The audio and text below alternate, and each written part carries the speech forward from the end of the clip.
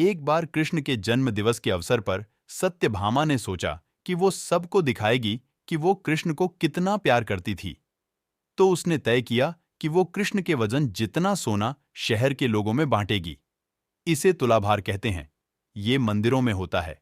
लोग एक बड्ढी तराजू में अपने वजन के बराबर का मक्खन, घी या चावल या कुछ और रखकर वो चीज लोगों में बांटते हैं। चावल, नमक, दाल या सोना या वो कुछ भी आप दे सकते हैं जो देना चाहें। ये प्राचीन परंपरा हमारी संस्कृति का एक हिस्सा है। सत्यभामा ने तुलाभार की व्यवस्था की।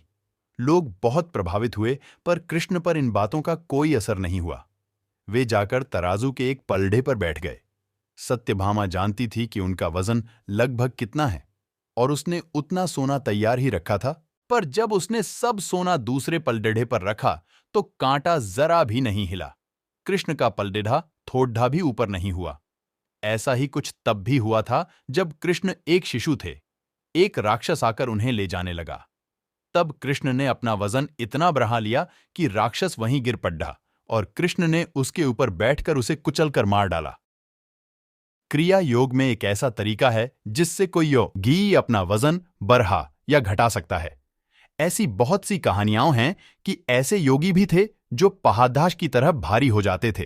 तो इस बार भी कृष्ण अपना वजन बढ़ाकर तराजू में बैठ गए। सत्यभामा ने उतना सोना दूसरे पलड़े पर रख दिया था जितना उसके हिसाब से कृष्ण के वजन के बराबर था, पर कुछ हुआ ही नहीं। तब तक शहर के सभी लोग ये घटना देखने के लिए आ गए थे। तब उसने अपने नौकरों से वो सभी गहने मंगवाए जो उसके पास थे। एक के बाद एक वो गहने डालती जा रही थी और सोच रही थी कि काम हो जाएगा, पर कुछ नहीं हुआ। तब उसने वो सब कुछ भी रख दिया जो उसके पास था, पर पलड़ा जरा भी नहीं हिला। वो रोने लगी क्योंकि ये सब उसके लिए बहुत श्रमजनक था। सारा शहर देख रहा था और उसके पास पर्याप्त सोना नहीं था। वो जो हमेशा अपनी संपत्ति के बारे में इतनी घमंडी थी, उसके पास पर्याप्त सोना नहीं था और उसे समझ में नहीं आ रहा था कि वो क्या करे। तब उसने रुक्मिणी की ओर देखा, जिससे वो बहुत जलती थी और हमेशा परेशान रहती थी। उसने रुक्मिणी से पूछा, अब मैं क्या करूं?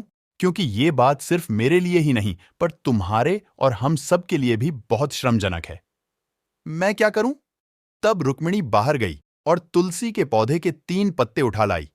जैसे ही तुलसी के वे पत्ते उसने तराजू के दूसरे पलड़े पर रखे, कृष्ण का पलड़ा तुरंत ही ऊपर आ गया।